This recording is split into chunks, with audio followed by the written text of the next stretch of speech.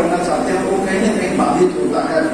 इसके पीछे आर्थिक क्षति, आपका जो आर्थिक क्षति मतलब आप निश्चित रूप से समझ गए कि वित्तीय व्यवस्था पर भी इसका सीधा सीधा प्रभाव पड़ता है, बल्कि दुष्प्रभाव पड़ता है। आप कहीं न कहीं इस अवधारणा से और इस लक्ष्य से और इस व्यवस्था से भी कहीं न कहीं आप प्रताड़ित हो जाते हैं। नेक्स्ट, आयु की महिलाओं लगभग 2.2% प्रताड़ित हो चुकी होती है। कहने का मतलब कि लगभग 66% आबादी भारत की किसी न किसी रूप में प्रताड़ित हो रही है। जैसा कि मैंने शुरू में इस चीज को बताने की कोशिश किया था कि मानसिक रूप से या शारीरिक रूप से या स्वास्थ्य रूप से या आर्थिक रूप से किसी न किसी रूप से वो आहत हो रहे हैं, और ये बहुत बड़ा चिंतनीय विषय है। इसके पीछे का सोच क्या है, इस विषय को मैं लगातार बताने की भी कोशिश कर रहा हूँ। हमारे पदाधिकारी भी आपसे इंटरेक्ट होंगे तो इस चीजों को सविस्तार बताने की कोशिश करेंगे, ताकि आप इस व्यवस्था को भी समझेंगे, इसके पीछे के क्या कारक है और इसे हमको कैसे सुरक्षा प्रदान किया जा सकता है। ये होता है तो जब उनका दूसरे घर में जाना होता है तो कई मामले ऐसे होते हैं कि बदलू बल से ज्यादा योग्य होती है, और ये अचानक का बदलाव बल पर स्वीकार नहीं कर पाता है और विषम परिस्थितियां ऐसे पैदा होती है। आप आए दिन ऐसे घटना सुने होंगे कि बहू मतलब अपने पति से ज्यादा क्वालिफाइड हो गई है, अच्छे सर्विस में चली गई, अच्छी पढ़ी लिखी चली गई है। तो ये जो सामंजस्य है, ये जो मैनेजमेंट है, ये जो एडजस्टमेंट है, वो कई परिवारों में विषमताएं पैदा करती है, और ये कारक होता है जिसको हमेशा प्रताड़ना का रूप में दिया जाता है। और ये एक तरह से संकीर्ण मानसिकता को दिखाता है। किसी भी स्थिति में ये बिल्कुल सार्थक नहीं है, क्योंकि जब तक हम योग्यता का आदर सम्मान नहीं करेंगे तब तक हम एक परिवार में घरेलू वातावरण को एक शांतिमय वातावरण निर्मित नहीं कर पाएंगे। तो ये भी बहुत बड़ा कारक है जो निश्चित रूप से विरोधाभास है। इसमें एक स्वस्थ प्रतिस्पर्धा को पैदा कीजिए, जैसा कि यहाँ पर हमेशा होता है कि कोई भी एक्टिविटी होती है, कोई भी सम्मान है कि महिलाओं की आमदनी पतियों से ज्यादा होती है, क्योंकि वर्किंग पीरियड का ज्यादा होता है, ऑनेस्टी ज्यादा होता है। तदुपरांत आप देखेंगे कि प्राइवेट सेक्टर में लगभग महिलाओं को पदोन्नति पुरुषों की तुलना में ज्यादा होती है। महिलाएं ज्यादा प्रमोट होती है क्योंकि उनकी सिंसियरिटी, इनकी क्वालिटी, इनकी वर्क की सिंसियरिटी, वर्क एबिलिटी इसमें इतना ज्यादा होता है कि हमेशा हमको प्रमोशन पाती रहती है।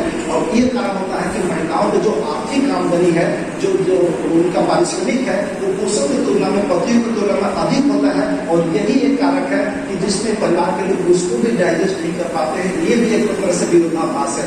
जब हम एक अच्छे प्रभाव में आगे बढ़ रहे हैं और हमेशा समाज के रूप में एक अपने आप को स्थापित करना चाहते हैं, तो समाज में से सोचिए कितनी बड़ी रुकावट पैदा होती है। तो यह भी चिंतन मनन का विषय है, और ये परिवारों में उपजते हुए क्लेश का एक कारण भी है। कमोवेश आप समाज में इस प्रकार की घटनाएं देखते होंगे, सुनते भी होंगे। या फिर बालिकाओं को बेटियों को एडजस्ट नहीं कर सकते, तो पुरुष पर क्या अहम भूमिका है। इसमें निश्चित रूप से ये कहीं न कहीं संदेह और प्रश्नवाचक चीज है कि ये संकुचित मानसिकता को दिखाता है, जिसको आप बोलते हैं कि नैरो माइंडेड है, मीन माइंडेड है। तो इस प्रकार की घटनाएं जब आती है तो कई प्रकार की इस प्रकार की बातें होती हैं। अब इसके लिए काउंसलिंग की टीम होती है, जो हमेशा काउंसलिंग किया जाता है, चीजों को समझा जाता है, परखा जाता है और जाना जाता है, समस्या के कारण को समझते हैं और दोनों पक्षों को बुला के काउंसलिंग करने की कोशिश करते हैं। और बताया जाता है कि आप इसको स्वीकार करें कि कहीं न कहीं ये कमियां हो रही हैं, तो उस कमियों में आपने बेटियों को, अपने बहुओं को प्रतिस्पर्धी मत समझे, बल्कि कर सकते हैं। इसमें शासकीय अमला भी काम करता है, शासकीय पदाधिकारी भी काम करता है। जब भी ऐसे कोई केसेस आते होंगे तो हमेशा आप देखते होंगे, पाते होंगे कि लड़कियों को, बालिकाओं को हमेशा शासन की तरफ से सपोर्ट किया जाता है, क्योंकि वो अपनी जगह पर सही रहते हैं। और निश्चित रूप से इसी का कारण है कि आज हमारा जो समाज है, जो हमारा परिवार है, वो इस दूरी में बना हुआ है और बना हुआ है। ऐसे कुछ बातें आती हैं जिसके कारण होता है कि घर में कई बाहर के लोगों का अनावश्यक क्लेश होता है।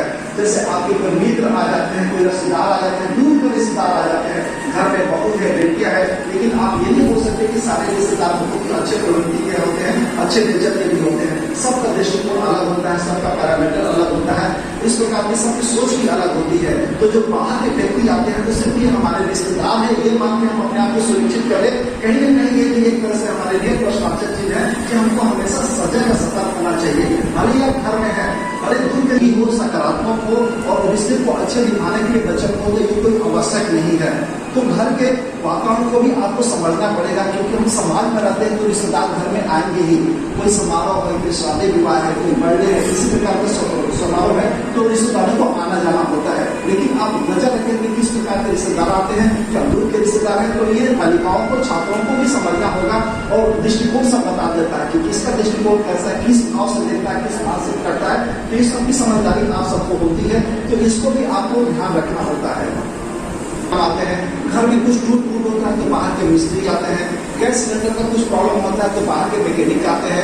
तो घर में हर प्रकार के इम्प्लाई आते हैं। आप सभी के घर में ऐसा कोई नहीं होगा कि साथ में कोई इम्प्लाई ना आए, क्योंकि घर है तो समस्या होंगी तो उसके निवारण के लिए, उसको ठीक करने के लिए कोई मिस्त्री बाहर से आएगा ही। लेकिन आप ये देखें कि हर मिस्त्री घर, कई बार आप पेपर में भी पढ़ेंगे कि किसी मिस्त्री के द्वारा या किसी भी जानबूझ के घर में कोई प्रवेश किया, उसकी नजर गलत रही, उसकी हरकतें गलत रही, उसका सोच गलत रहा और बर्बाद हो गया। तो ये भी एक कारक है कि जब घर में कोई भी आता है इस प्रकार के लोग, तो आप अपनी सीमा को रहिए। मिस्त्री आए, मिस्त्री अपना काम करे, घर पे चले जाए, बहुत ज्यादा एंटरटेन करने की आवश्यकता नहीं है। घर में और भी आपके माँ है, पिताजी है, बड़े बुजुर्ग हैं, उनको उन दायित्व को पूरा करने दीजिए और आप अपने काम में रहे। मतलब कहने का मतलब ये है कि घर के अंदर कोई भी व्यक्ति आता है तो आपको हमेशा सतर्क रहना है। होता है जो आपको बहुत अच्छी तरह से जानते हैं, जिससे आप इंटरेक्ट होते हैं, जिससे हमेशा बातचीत करते रहते हैं और आप उनके ऊपर बहुत ही ज्यादा विश्वास करते हैं। मतलब कैसा विश्वास, ओवर कॉन्फिडेंट, आप उनका अति विश्वास करते हैं और वही एक तरह से वो विश्वास आपका विश्वासघात होता है। तो चीज पर को भी समझे और बहुत ज्यादा किसी को इंटरटेन करने की जरूरत नहीं है। जैसे कि मैं बात का सब इस्तेमाल करता हूँ, सीमाओं में रहें। तो समझना जरूरी है कि इसके पीछे का सोच क्या है और कैसे हम अपने आप को ज्यादा और ज्यादा सुरक्षित न सिर्फ खुद रहें, बल्कि हम समाज के अन्य लड़कियों के, बालाओं को और छात्रों को जितना भी है सबको सुरक्षित करने के लिए हम भी उतना ही प्रयास करें जितना हमारे प्रशासनिक अधिकारी इस बात के लिए कोशिश ये करें कि हमारी जो पढ़ाई, जो शिक्षा की मुख्य धारा बना रहे। आप सभी को मालूम है कि ये बाध्यता हो गई थी, इसलिए आपके अभिभावक बाध्यतापूर्ण मजबूरी में आपको स्मार्टफोन दिए। आप मोबाइल में आपको स्मार्टफोन लाओ, लेकिन सवाल यह है कि आप उसका उपयोग या दुरुपयोग किस हद तक करते हैं। हर कोई घर में जाने के बाद व्हाट्सएप, यूट्यूब, फेसबुक या फिर अन्य ऐप में जुड़ जाते हैं और लगातार घंटों आप व्हाट्सएप में या फेसबुक में या फिर अन्य माध्यमों से अन्य ऐप से दूसरे से जुड़े रहते हैं। आप कभी इस बात का पालन कर लिया और आपका दुरुपयोग प्रारंभ कर दिया। चीजों को आपने बहुत ही सामान्य ढंग से आगे बढ़ाया, किसी समारोह में कभी बात कर लिए, कभी कुछ भी चर्चा कर लिए, लेकिन धीरे धीरे आगे बढ़ता गया और बढ़ता इसलिए धर कर गया कि लगातार आप एक तरह से लत पड़ गए कि आप हमेशा ही बात करें। और लेकिन जब दूसरे पक्ष की बात करें तो दूसरे पक्ष के मन में आपके प्रति, और ये भी एक आंकड़े बताते हैं कि मोबाइल के माध्यम से भी ट्रेस हो रहे हैं कि आखिरी लोकेशन क्या था, आखिरी संवाद क्या था, आखिरी व्हाट्सएप क्या था, आखिरी मैसेज क्या था। इससे पता चलता है कि कहीं न कहीं घटनाएं में लड़कियों का भी हाथ रहता है, न सिर्फ बल्कि अपराधी का, बल्कि लड़कियां भी अनजाने में अपराधी का साथ देते हुए और कहीं न कहीं गलतियां कर बैठती है। मैं एक जिसका पटाक्षेप हो जाए और कई लड़कियां डर के मारे सिर दर्द होती हैं, जो बहुत ही गलत है। काफी लड़की डिप्रेशन में थी और लगातार स्थितियां बिगड़ाव होते जा रही थी। अंत में लड़की ने कोई विकल्प नहीं सूझा और मामला इतना आगे बढ़ गया कि पेरेंट्स को बताया और पेरेंट्स को तो पता चला कि उसके पीछे का एक ऐसा व्यक्ति है जो अपराधी प्रवृत्ति का है। अब पेरेंट्स भी थोड़ा सा नर्वस हो गए कि इस प्रकार का गुंडा प्रवृत्ति से हम कैसा लड़ रहे हैं, तो वो भी नर्वस हो गया, सिलेंडर हो गया कि छोड़ो जो हो गया क्या लगे। मतलब अपने लड़कियों को आगे बढ़ने के बजाय उसको बचाव करने के लिए पीछे कदम हटाने लगे। लेकिन उनको ये लगा कि चूंकि विद्यालय का मामला है तो क्यों विद्यालय में आके इसके पर चर्चा की। ये बहुत अच्छी सोच उनके दिमाग में पैदा हो गई, ये तो स्कूल में जाके बात कर लेना चाहिए।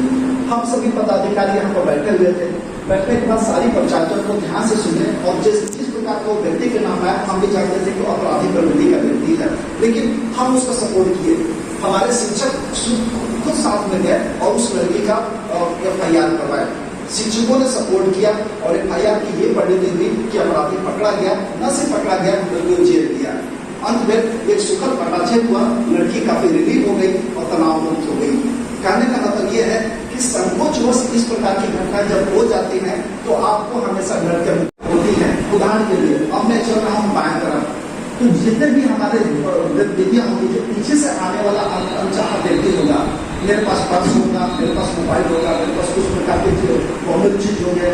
के पास ऑर्नामेंट हो सकता है, कोई गहने पा सकते हैं, तो आने वाले पीछे वाली चीजों जो बाइक में आ रहा है या दौड़ के आ रहा है, आप उसको नहीं देख पाएंगे क्योंकि वो आपके पीछे ही आ रहा है। और बहुत ही आसानी से आपको पर्स को छीन सकता है, आपको मोबाइल को छीन सकता है, आपको ऑर्नामेंट को छीन सकता है, आपको छेड़छाड़ी कर सकता है, आपको कमेंट्स कर सकता है, लेकिन आप कुछ नहीं कर सकते क्योंकि एक करके निकल जाएगा।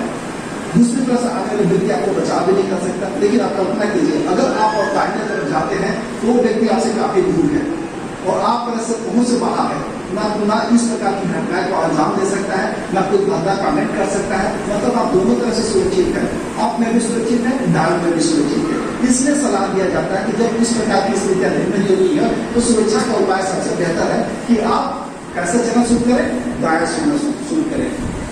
नेक्स्ट की कमेंट्स नहीं सुनेंगे, आप अपने आप में मशगूल रहेंगे और अपने आप आगे बढ़ते जाएंगे। जो कमेंट्स करने वाले व्यक्ति है वो अपने आप हरास हो जाएगा और वो इस चीज का हरकत आपके साथ नहीं करेगा। तो ये हेल्प ग्रुप का कहने का आशय है कि जो भीड़ भाड़ वाली जगह में जाए, बाजार में जाए, रोड में जाए, तो आप इस प्रकार के मंचलों व्यक्तियों से मतलब निजात पा सकते हैं क्योंकि आपने अनसुना कर दिया, आपने सुना ही नहीं कुछ, तो आप एक तरह से सुरक्षित है। लेकिन पेट को तब इस्तेमाल मत करिए जब सुनसान सड़क से जाए, जब मार्केट खाली हो, सुनसान सड़क हो, तब आप अपना इंद्रियों पर फोकस रखें, आप अपने को सुरक्षित करने के लिए जो 6 सेंस होते हैं उसका ध्यान रखें। हेडफोन क्योंकि उस स्थिति में हेडफोन चीज को लगातार निगरानी करता है कि छात्रा किस रूप से जाती है, उसका टाइमिंग क्या है और उसका बिहेवियर क्या है, ये सब हमेशा वॉच करता है। तो ये होना चाहिए कि अमूमन आप एक ही रूट को हमेशा फॉलो मत करें, रूट को हमेशा चेंज करते रहें।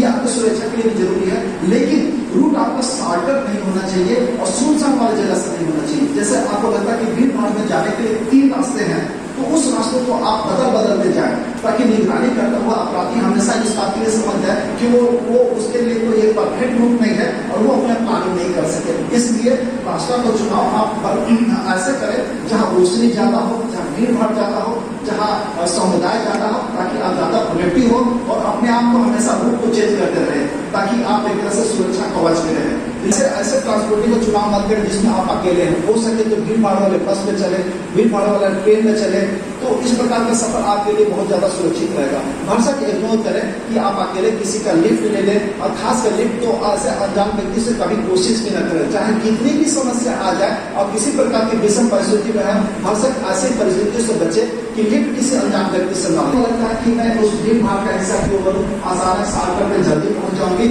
इसलिए ऑटो हायर कर लेती हूँ। ऑटो हायर कीजिए, लेकिन देखिए कि ऑटो में कितने लोग बैठे हुए हैं। कैसा रिजर्व ऑटो मत कीजिए कि ऑटो चालक आया और रिजर्व कर लिया और रूट के बारे में ना सिर्फ आप जानते हैं ना ऑटो चालक, फिर उसके ऊपर पूरा विश्वास करके आप रास्ते में चले गए। तो देखिए घटनाएं बता के नहीं आती है, अनायास से आती है। तो सतर्कता सबसे बड़ी हमारी एक हथियार है, इसको हमको हमेशा ध्यान में रखना चाहिए। और आप सभी छात्रों से यही अपेक्षा है कि कक्षा 12वीं कक्षा 11वीं में जो छात्र हैं तो इस स्तर तक आपकी मानसिकता का सोच होना ही चाहिए। चौथा मंजिल, 5वां मंजिल, 6वां मंजिल में जाना है, आप सीढ़ी नहीं चल रहे हैं, आपको लगता है कि लिफ्ट में तत्काल पहुंच गए, आप लिफ्ट में जैसे इंटर किए पता चला कि 2 एलिमेंट और घुस गए। अब उसके बाद उन्होंने भी लिफ्ट को इस्तेमाल किया, तो इस स्थिति में आप चूंकि निकल नहीं पा रहे हैं और लिफ्ट खराब होने वाला है और आपने उदाहरण के लिए आपने 6वां मंजिल को सेलेक्ट कर लिया, तो धीरे से सारा बटन दबा दीजिए, पहला, दूसरा, तीसरा, चौथा, 5वां, 6वां सारा दबा दीजिए। उसमें क्या होगा कि जब लिफ्ट जाएगी तो रुक के जाएगी, पहला मंजिल में रुक जाएगी, फिर दूसरा मंजिल में रुक जाएगी और ड्यूरेशन इतना कम रहेगा कि आप बहुत सेफ रहेंगे। 6वां मंजिल तक जो भी अगर अनचाह अपराधी है वो भी डरा रहेगा कि हर मंजिल पे ये रुक रहा है और कहीं ना कहीं किसी मंदिर पर लगता है कि यहाँ पर कुछ लोग हैं तो बाहर निकल जाइए, ये भी ऑप्शन रहेगा। तो ये 6 सेंस का इस्तेमाल करें। तो ये छोटे छोटे जो टिप्स हैं उसको बहुत ही आप ध्यान से समझना है। तो सबसे पहले क्या करना चाहिए, डरी शामिल हो, आप ऐसा नहीं कीजिए कि बहुत ही नॉर्मल हो और चीजों को बहुत सामान्य ढंग से बात करते रहिए। निश्चित रूप से ये सब जो चीजें हैं जिसमें आपको सुरक्षा प्रदान करेगी। हो गया कि पीछा कर रहा है, तो ऐसी स्थिति में क्या करें? ऐसी स्थिति में ये हमेशा कोशिश कीजिए कि जब भीड़ भाड़ वाले किसी रेस्टोरेंट में चले जाइए, आपको लगता है कि रेस्टोरेंट में वेट कीजिए कि कोई आ तो नहीं रहा है। अगर ऐसा है तो आपको लगता है कि रेस्टोरेंट के मालिक को बता देना चाहिए, ठीक है, एक ये ऑप्शन। दूसरा, अगर कोई एटीएम दिखता है तो आप एटीएम में घुस जाइए, उसके पीछे का क्या कारण है? एटीएम में कैमरा लगा रहता है, हर चीज का मोबाइल दिखता है और आप सुरक्षित हो जाते हैं। और मेरा कहने का आशय ये था कि जिस संदर्भ में और जिस लक्ष्य में बहुत कुछ सीखने सीखने का है और इसका आप निश्चित रूप से लाभ उठाएं और आप जब इसका मतलब आप परिपालन भी करें और ओपन माइंडेड मतलब पूरे दिमाग से चीजों को समझें परखें और उसके बाद आत्मसात करते हुए एक समाज में अपने लोगों को जरूर बताएं कि हमारे स्कूल में ये परिचर्चा हुई है और इसका हमको ये लाभ मिला है और इसमें आत्मविश्वास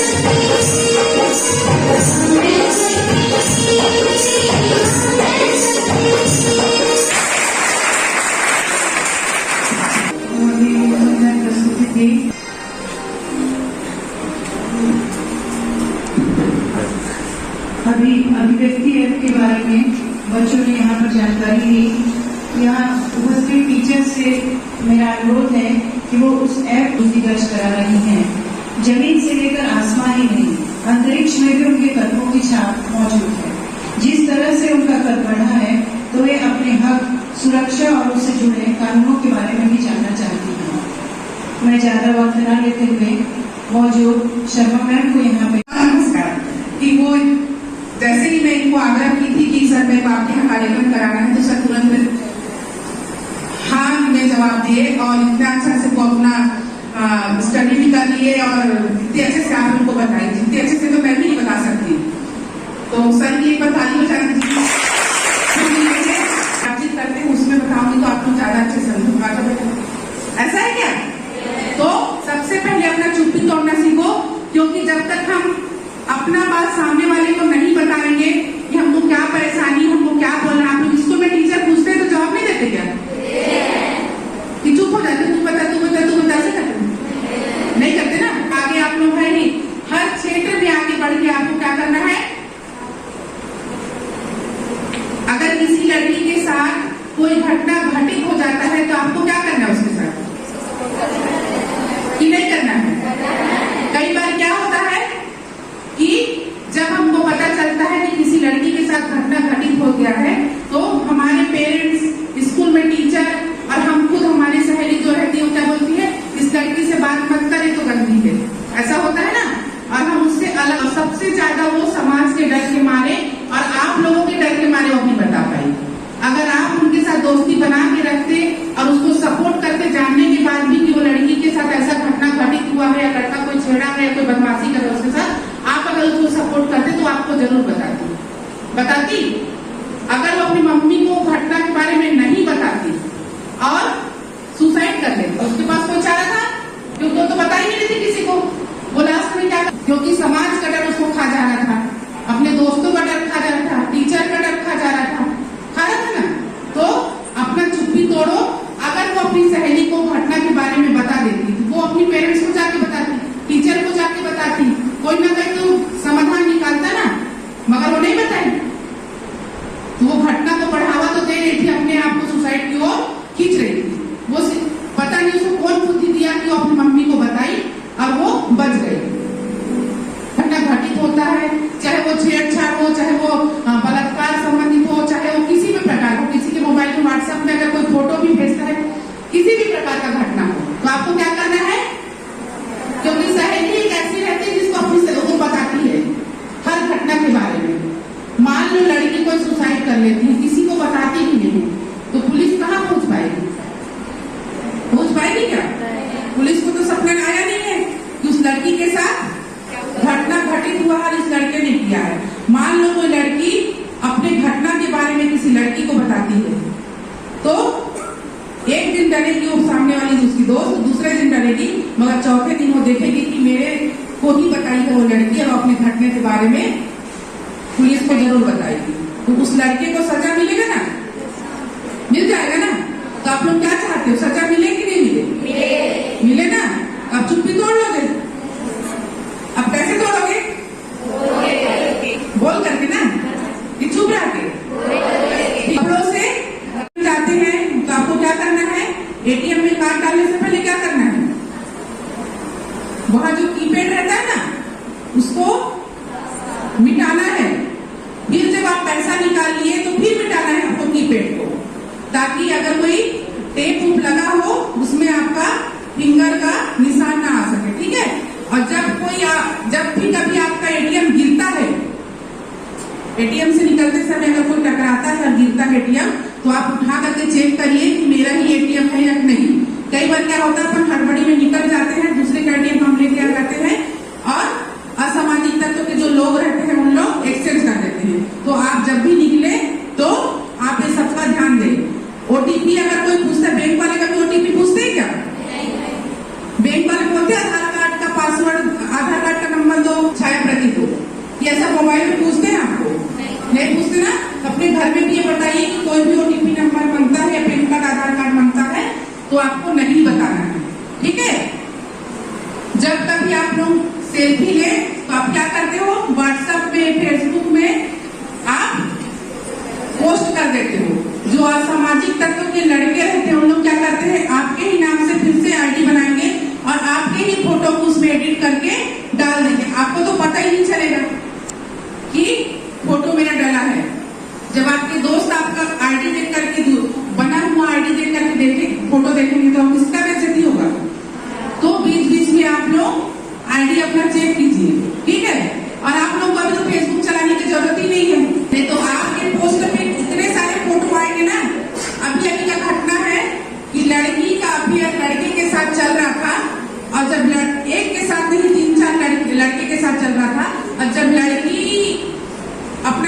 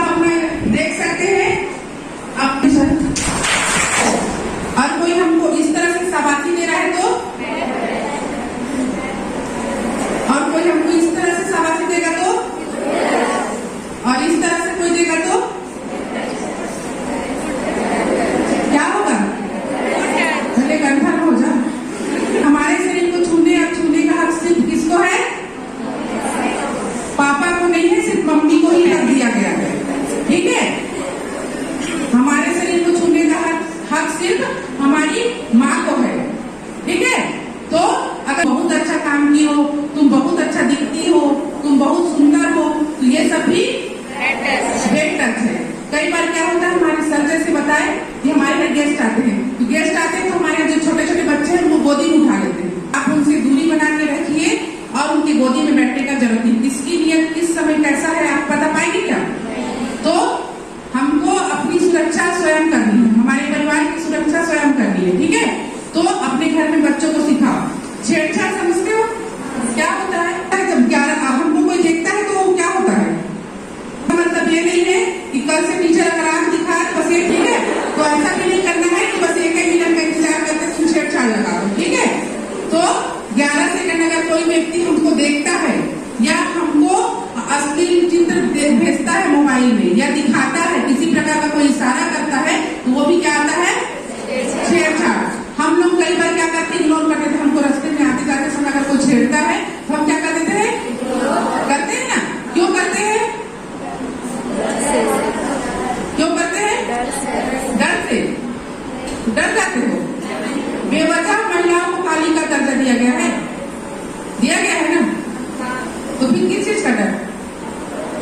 112 नंबर है ना, आप लोग के पास खाली उपलब्ध रहेगी, ठीक है? ऐसा नहीं करना है। हर चीज की उपयोगिता रहती है। जैसे 112 में बार बार डायल करते हैं तो कोई उपयोगिता नहीं रहेगी, मगर हकीकत में अगर कोई परेशान है उसको उपयोग करेगा तो पुलिस वाले भी समझेंगे इस बात को कि लड़की वाकई परेशानी में है, पहुंचा जाए, ठीक है?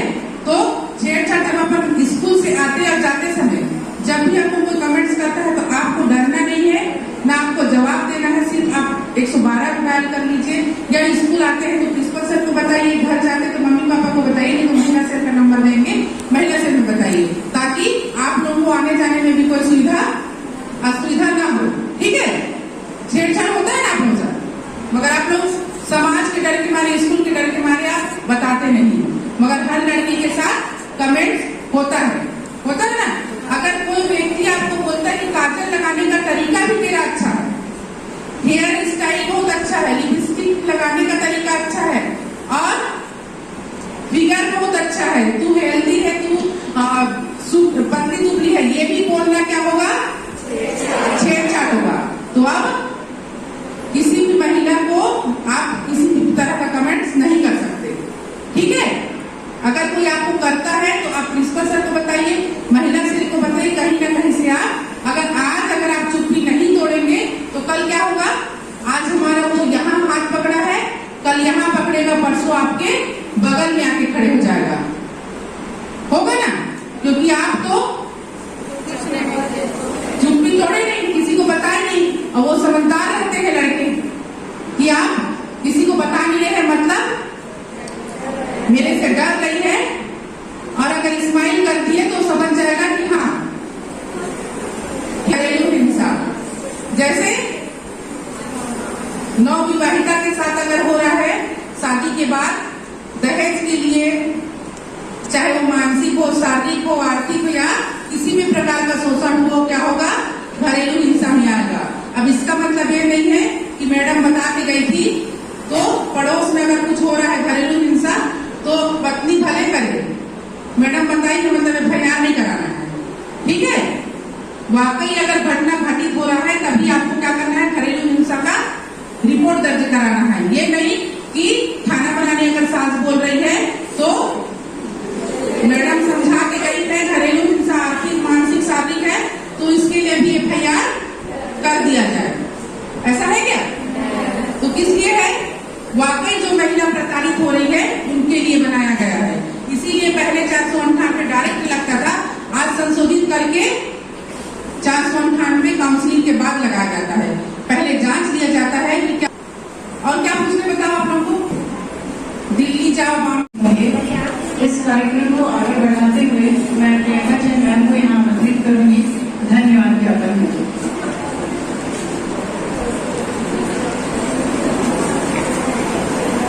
Very good afternoon to respected ASI and the Rose ma'am. Okay, so and our principal sir. My dear students, आप सभी ने आज इतना अच्छा सेशन ज्वाइन किया, अटेंड किया. It is very necessary from the safety point of view. आजकल हम वुमेन एम्पावरमेंट, वुमेन सेफ्टी की बात करते हैं, बट हम ये सब बातों में ही रह जाती हैं. यहाँ पर जैसा मैम ने आपको बताया, हमारे प्रिंसिपल सर ने भी बहुत अच्छे से एलोबरेट करके हर चीज को बताया। और यदि किसी भी तरह का हिंसा हमारे लाइफ में या किसी भी तरह की कुछ प्रॉब्लम होती है, आपको बहुत सारे ऐप के थ्रू आप अपनी कंप्लेंट कर सकते हैं। हमको बेटर है हम अपनी शक्ति के बारे में जाने, हम जाने कि यदि हमारे साथ किसी भी तरह की तो उसके अगेंस्ट में हमको बोलना है। चुप रहने से यदि आप चुप रहेंगे तो इससे किसी का लॉस नहीं है, इससे आपका ही लॉस है। तो नेशनल एंथम के पश्चात वो प्रचारित और शिक्षक प्रस्थान करते हैं। 1 2 3 स्टार्ट।